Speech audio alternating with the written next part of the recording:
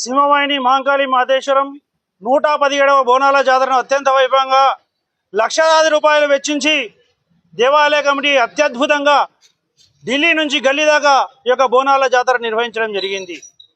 Committee సభ్యులు గత 3 నెలలుగా ఎన్నో వ్యయ ప్రయాసాల గురించి మానసికంగా శారీరకంగా అన్ని బాధల కొరుచుకొని కూడా ఈ యొక్క బోనాల జాతరను ప్రపంచవ్యాప్తం చేయాలని చెప్పి అన్ని కార్యక్రమాలు కూడా నిర్వహించడం జరిగింది.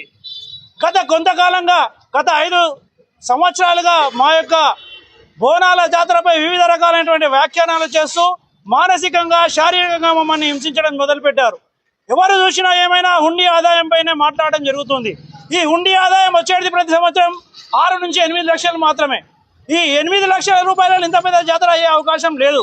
ఈ జాతరకు సుమారు 30 నుంచి 40 లక్షల రూపాయల వరకు ఎందరో దాతల సహకారాలతో మేమందరం ఈ యొక్క బోనాల జాతర అత్యద్భుతంగా నిర్వహిస్తూ ఉన్నాం.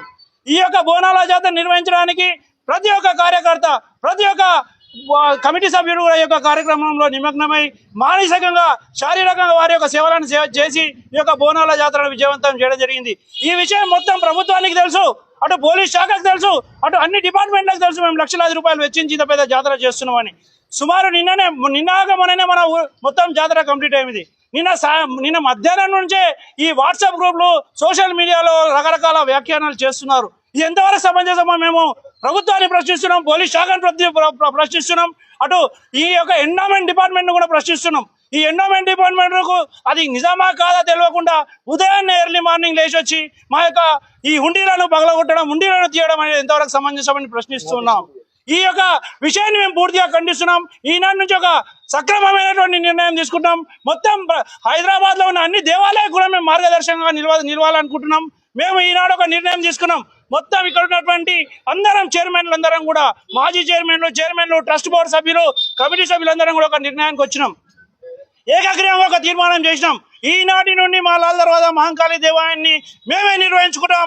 మేము బస్తీవాదులం అందరం కూడా రాత్రనక పగలనక కష్టపడైన పర్లే, ఎంత పెద్ద బోనాల జాతర అయినా, ఎన్ని లక్షలు ఖర్చు అయినా, అటు ప్రభుత్వమే కానీ ఎవరు సహాయక సహకారం అందించినా తీసుకొని ఈ యొక్క బోనాల జాతర నిర్వహిస్తాం. కానీ మేము ఎట్టి పరిస్థితుల్లో ఈ యొక్క మా లాల్ దర్వాజా అనేటువంటి చారిత్రాత్మకమైనటువంటి లాల్ దర్వాజా దేవాలయాన్ని ఈ పరువును కాపాడడానికి ఒక నిర్ణయానికి వచ్చినాం.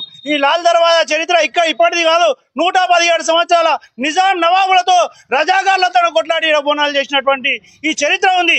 ఈ రజాగార్లతో చరిత్రను, ఇటువంటి చరిత్రను నాశనం చేయడానికి ఎవరైనా కానీ మేము మన్నించేది లేదు. కాబట్టి దీనిపైన సక్రమమైన చర్య తీసుకోవాలి. ప్రభుత్వాన్ని కొడుతున్నాం, ఇటు పోలీస్ శాఖను కూడా కొడుతున్నాం. తెల్లవారి వరకు దొంగలు పడ్డారన్నారు. ఏ దొంగలు ఆ దొంగలను పట్టుకోవాలి. ఆ మీడియా లోపల దొంగలు పడ్డారని చెప్పి మీడియా లోపల వచ్చింది. ఆ దొంగలు ఎవరో బయట పెట్టాలని చెప్పి కూడా మేము కోరుకుంటున్నాం. ఈనాటి నుండి ఏకగ్రీవంగా మొత్తం కమిటీ సభ్యులందరం కూడా ఒక నిర్ణయానికి రావడం జరిగింది. ఈనాటి నుండి మా లాల్ దర్వాజా దేవాలయంలో హుండీ అనే మాట రాదని చెప్పి ఇక్కడ ఉన్నటువంటి అందరూ చైర్మన్లు కూడా చెప్తున్నారు. కాబట్టి దయచేసి భక్తులంతా ఈ యొక్క విషయాన్ని గమనించాలి. మొత్తం పాత నగరంలో ఉన్న అన్ని దేవాలయాల నుంచి ఉండి ఎత్తివేసే కార్యక్రమాన్ని మేమే ఇక్కడ మొదలు పెడుతున్నాం. మేము లాల్ దర్వాజా నుంచే మొదలు పెడుతున్నాం. ఈ హుండీ ఆదాయం లేకపోతే ఎటువంటి ఎండోమెంట్ రాదు, ఏది రాదు. కాబట్టి మేము ఈ విషయం అందరం కూడా కులంకషంగా చర్చించి ఈనాటి నుండి మా లాల్ దర్వాజా దేవాలయంలో హుండీ అనే మాట ఉండకూడదని చెప్పి నిర్ణయించుకోవడం జరిగింది.